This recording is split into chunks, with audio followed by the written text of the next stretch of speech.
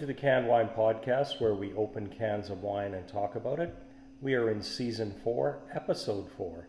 And this year, we're taking a cantastic journey. That's our theme. And we're making a trip out to California, but we're also going by the way of Gimli, Manitoba, a town famous for its whiskey more than its wine. That's where they produce Crown Royal. But before we get to that, let's go with our wine nerd word of the week, which is actually two words, and that is orange wine. Now, orange wine is a style of white wine where the grapes are actually fermented with the wine and skins. So the skins, the stems, everything is all put together. Because typically in a white wine, after they macerate it, they take the skins off, they take the seeds out, and they just use the pulp, which gives a very nice white color. But what keeping the seeds and the skins in, like they're green, but it gives it a very bright orange color, if you will. And it gives it a little more tannins, a little more flavors, a little more fruity flavors. So orange wine is produced that way, very much similar to the way a red wine would. Of course, you don't have red grapes, so that you don't have the red color, but you do end up with a very nice orange color. And to introduce our orange wine this week is our man from Gimli, the city made famous by whiskey, but he's also a accomplished wine producer and a wine aficionado, not to mention a classically trained bartender. Are you there, Jamie? I am. Thank you, Brett. Yes, I'm here to introduce the Maker Orange. It is a skinned contact white wine made by Terah Wine Company in Geyserville, California. It's 250 milliliters, so it's a smaller can, 11% alcohol by volume, and it does contain sulfates, but what I read about this, it was a very organic wine. Yeah, they use a biodynamic production technique, which not only is organic, but it sort of feeds the soil and looks sort of takes a much broader than just strictly organic. Now, most even natural wines per se will have some level of sulfites in it. It's part of the production, and this does have that. Now, the woman that actually makes the wine is Terah Wines, hopefully I've got that right, of the Terah Wine Company. And the Makers Group is actually a group of women who specialize in diverse and minority-owned wine companies, small producers that make these very crafty beverages. And when we're talking small producers, did you read the part about where she produced her first batch of wine, Jamie? I did, yeah. She seemed to have a pretty accomplished background. Started out as a chef, culinary school, but wanted to be a sommelier and traveled through Europe and Australia, I think she was in, and she's made this beautiful orange wine. So. Exactly.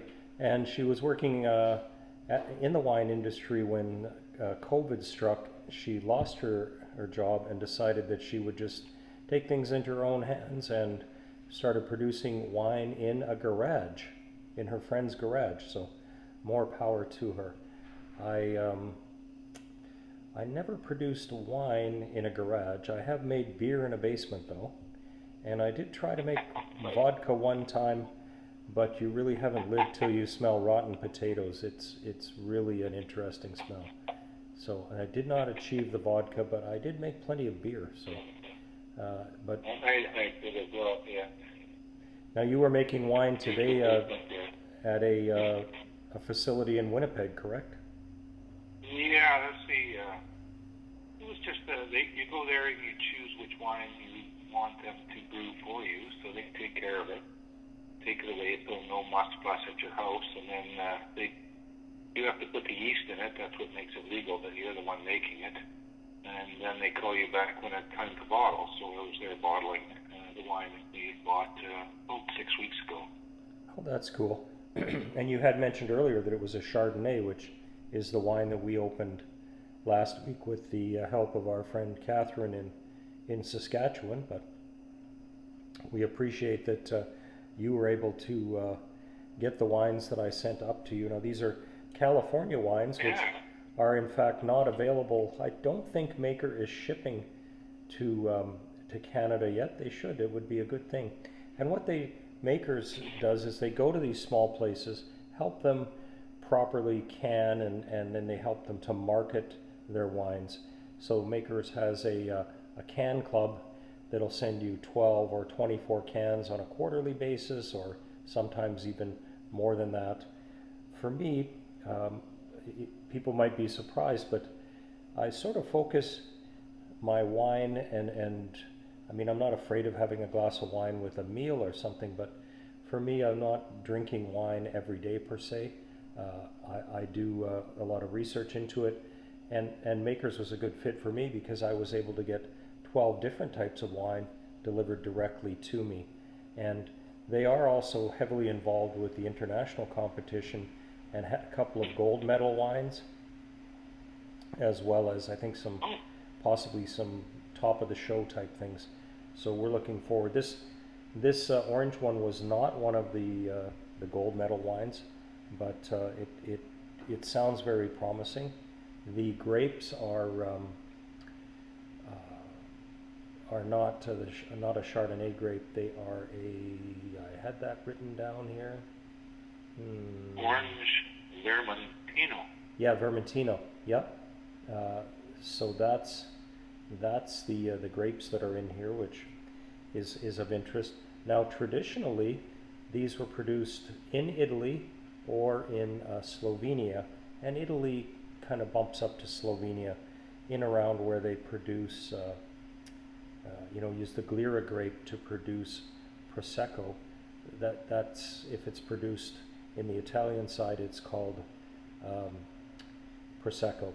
Now, this one, Terah has got the grapes from Lodi, California, from a particular source that she has there that maintains that biodynamic principles that she's so into. So, as you know, on the Can Wine Podcast, we open cans of wine and talk about it.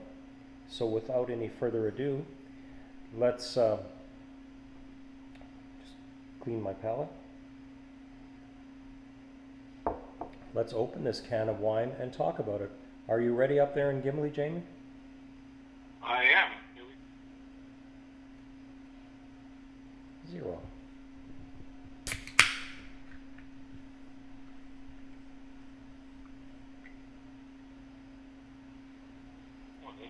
I like the already.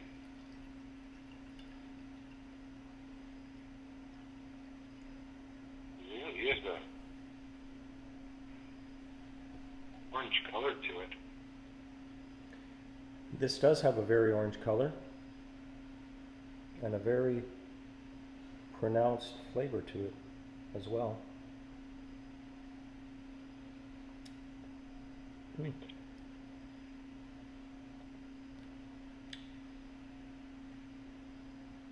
They say lemongrass or citrus. I'm getting that.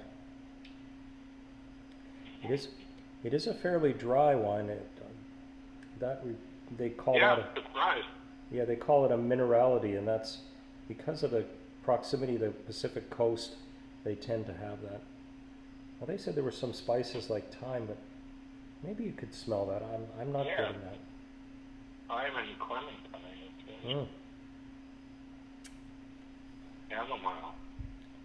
Chamomile, you say? Yeah. Maybe. Back to the can.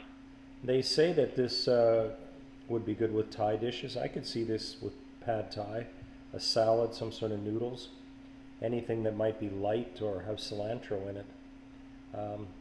Possibly. I mean, cilantro isn't one of my favorite flavors because I'm one of the 10% of the population that it tastes a tad soapy. But I've grown used to it, growing up eating a lot of Mexican foods and Asian foods. Cilantro isn't one of my favorite spices, but it's not one that bothers me that much. And What was that? It's very, I could see it being a summery wine, but it's not sweet, like you said. It's very dry, which is surprising. And that color is, That's good for those of you at home, it's almost an amber. It's or golden. It's not at all. It almost looks like beer, you know. Yeah, it has almost the color of beer. I've never seen a wine this color before. It looks like a slight amount of carbonation, but that may have came as part of the canning problem. It's not a sparkling wine per se. No, it's not a sparkling, but I also had a little bit of carbonation, yeah. Yeah. Something that you notice. Our shout outs for today, as we kind of wrap it up here, we'd like to send a shout out to Mickey at Port Protection. I don't have a Port Protection shirt, but I do have a Chilkoot Pass Harley Davidson shirt that I'm wearing, which a friend of mine got me when he went on an Alaskan cruise. So I think the Chilkoot Pass is actually further north than Port Protection, but cheers to those people there. They're going through some heavy rains, and boy, we could use it on this coast. I can't remember the time. We had about an inch of rain maybe a month and a half ago, which is unusual because New York is pretty wet. And you guys have been getting a lot of rain up there in Manitoba, haven't you? Yeah, finally. Yeah, we didn't have much for most of the summer, but now it's getting quite moist, and I don't have to water my trees anymore. So I'm pretty happy about that. We had kind of a Manitoba summer. It was fairly hot and dry here, which is unusual. In fact, there was at least 2 incidences where we saw trees losing foliage, because that's what they do when it gets real dry. They just drop a few leaves and everything balances out. So the other shout out today goes to Christian in Garrison. Sorry, buddy, I was going to dress in a black suit, but I got busy mowing the lawn and figured, well, at least I could wear a black t-shirt. So that's as good as we get this weekend. Maybe next time. And again, Stephen, thanks for this great shirt. It's much appreciated and one of my favorites. I've been up to Alaska, but I went on the Alaska Highway through Dawson Creek, BC, and just sort of dipped my toe in there. Although I have been to northern BC, which by looking at a map is pretty much the same. So our head scratcher today. Oh, and of course, Jamie, I'd like to say a shout out to you. Thank you for. It's people don't realize it, but Jamie's also one of the people that is the first to report back on how each episode turns out, and kind of gives us some general direction, and has been an all-around supporter right from the very beginning. And very strong supporter, yeah. Yeah, and in fact, he's going to send us some pictures of him with his canned wine hat that he just received with this can, so we can include that at the end as a bit of a thanks and appreciate it. He has been there right since the beginning, and we've really enjoyed it. Even before the beginning, when I worked in the Duck Mountains with Jamie, we would, at that time we were not so much into wine as we were drinking a lot of Manhattans, if I remember correctly. And Jamie is a professional bartender and would make a pretty decent Manhattan. So maybe when we get together, we might have to try something like that the next time. Maybe have better equipment than a water bottle like last night. Yeah, we used to make them in mason jars. That's mason jar full of ice, and we'd get the ingredients. Probably some Crown Royal, because that makes a pretty good Manhattan, if I do remember. Yeah. But it's also pretty highbrow in Canada. That's not an inexpensive beverage. But we are going to have some more Canadian wines coming up, and we hope that you, Jamie, will help us with that. Excuse me. Sure. Yeah, my pleasure. Our head scratcher for today is, where did Terah make her very first batch of wine? Was it in a cave? Was it in a barn? If you remember from earlier in the episode, send me a message, let me know, and there may be a a card or some swag heading out your way. And if you want, you can go to the Maker Wines website. For those of us that have this wine, it's real easy because they have a little QR code here that takes you to all the information on the maker and the company and things like that. And I'm a big fan of Maker Wines. They're really pushing the canned wine industry in this more crafty, quality artisan, not to mention the diversity, which is important. And they are a woman-owned company, as is the Terah Wine Company. So in closing, we'd like to thank you all for tuning into the Canned Wine podcast, where we open cans of wine and talk about it. Remember, as always, to enjoy responsible. And just because this excellent wine comes in a can, stay away from the driving, people. In fact, stay away from a lot of things. Don't mow your lawn while you're drinking this. Anything. Just be responsible. The Canned Wine podcast. I'm gonna have a fruit salad. What's that? I'm gonna have a fruit salad with this lovely wine once we hang up here, Brad. A fruit salad is responsible, I must say. A fruit salad would go excellent with this, and I'm sure you would enjoy it. So, the Canned Wine podcast is a center stage production, all rights reserved.